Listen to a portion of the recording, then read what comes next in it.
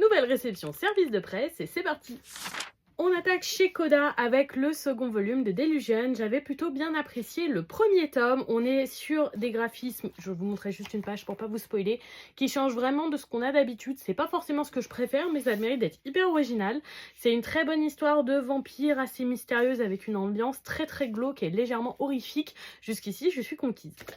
De la part de Neotoon, ensuite, j'ai reçu le troisième et avant-dernier tome de Freaking Romance accompagné de son petit marque-page comme ceci. C'est un webtoon adapté au format papier dans une très belle édition au relié, tout comme Delusion. Vraiment très agréable à lire.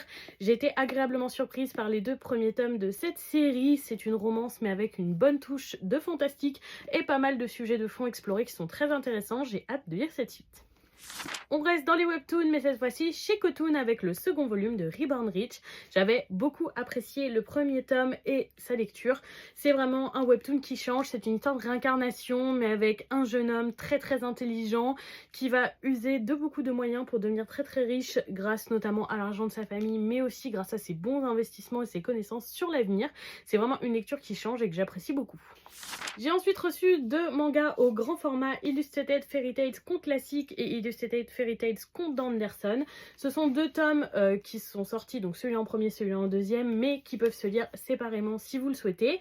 Ce sont des contes classiques, donc par exemple d'Anderson, mais aussi des frères Grimm, qui je pense sont les plus connus dans ce milieu, qui ont été adaptés dans un format manga. Je vais vous montrer un petit peu les planches, et qui ont été repris et illustrés par une mangaka française. Donc voilà, c'est une pure découverte pour moi. J'ai déjà vu passer pas mal sur les réseaux sociaux et je sais qu'il pique la curiosité de pas mal de monde. Ces premiers volumes étaient accompagnés de différents goodies, donc là vous le verrez peut-être pas super bien, mais une jolie illustration de marque-pages comme ça avec des petits pompons au bout. J'adore les marque-pages avec des pompons, avec de très belles illustrations aussi, recto verso avec un verso un peu plus discret. Un petit calepin comme ça, vraiment, qui reprend des images du titre avec un petit mot de l'autrice très mignon. Et voilà, donc super curieuse de découvrir tout ça. En général, j'aime beaucoup tout ce qui a trait au conte. J'avais eu une BD il n'y a pas longtemps qui m'avait beaucoup plu, donc j'espère que ça me plaira tout autant.